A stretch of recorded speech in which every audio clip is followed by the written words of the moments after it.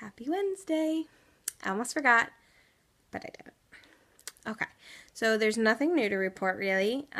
So I'm going to tell you all about myself. Dun dun dun. If I was cool with effects, I'd have like a flash across the screen that was like all about Kendra. Dun dun dun dun dun. But I'm not cool with effects, so I'm not going to do that. Just imagine it. So I'll tell you about me, because I haven't really since the first episode. Or blog, video, I don't know what you call them. So this is how little I know. So the first thing about me is, I'm one of 7 children. I'm adopted. I'm married to my husband, Brandon, who is not adopted. You now know that I was homeschooled. I went to Bible college and have a degree in theology. I tried to go to music school, and it just wasn't a good fit for me. Going from being homeschooled to like a big state college, it just didn't work for me. So I went to Bible college.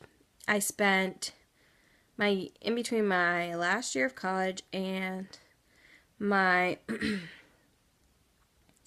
graduation that summer, I spent 3 months. I left in May, June, July, August, April. I must have left in April.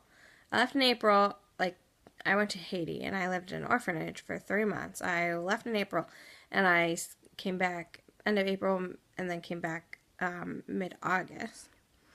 And I lived in an orphanage, and the whole time I took care of this little boy who was waiting to be adopted. So a lot of the kids in the orphanage were waiting to be adopted. And it was the hardest 3 months of my life, let me tell you.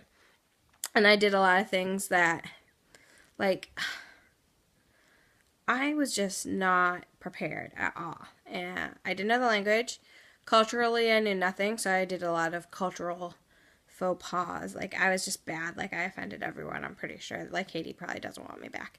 It was bad. I learned so much, though. I got sick. I got pink eye for 2 weeks. And I got cholera, some sort of form of cholera. I don't know.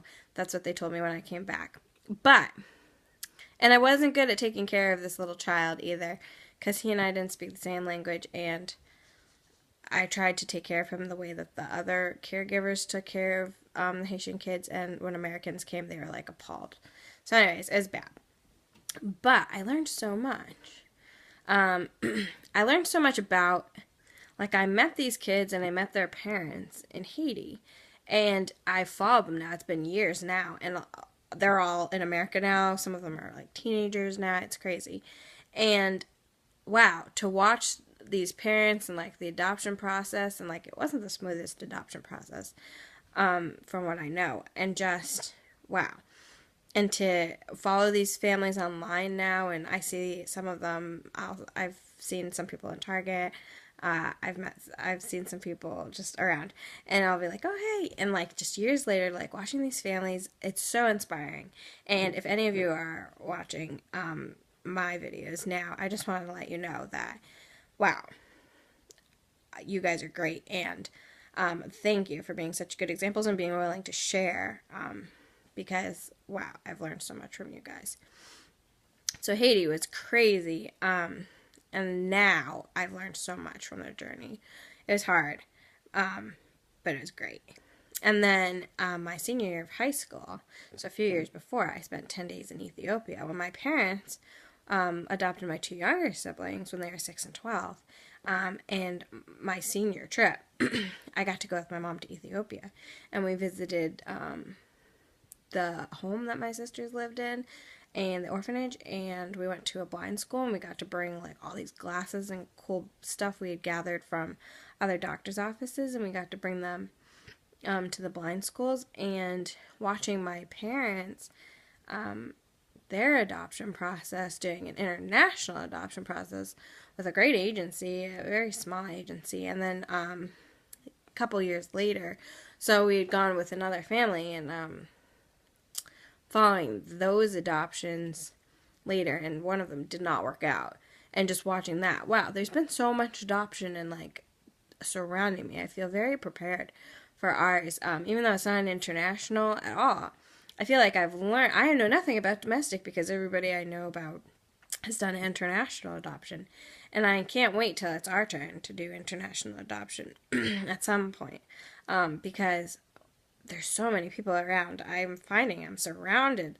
Everything I took for granted is just, oh yeah, these are regular people, and yeah, they adopted, and blah, blah, blah. It doesn't everybody. Now that I'm in it, wow, it's just great to know that I'm surrounded by these people who have so much faith and have gone through so many struggles and battles. And I was talking to my mom after Saturday, and she goes, how long has it been since you started the process? It's only been since August.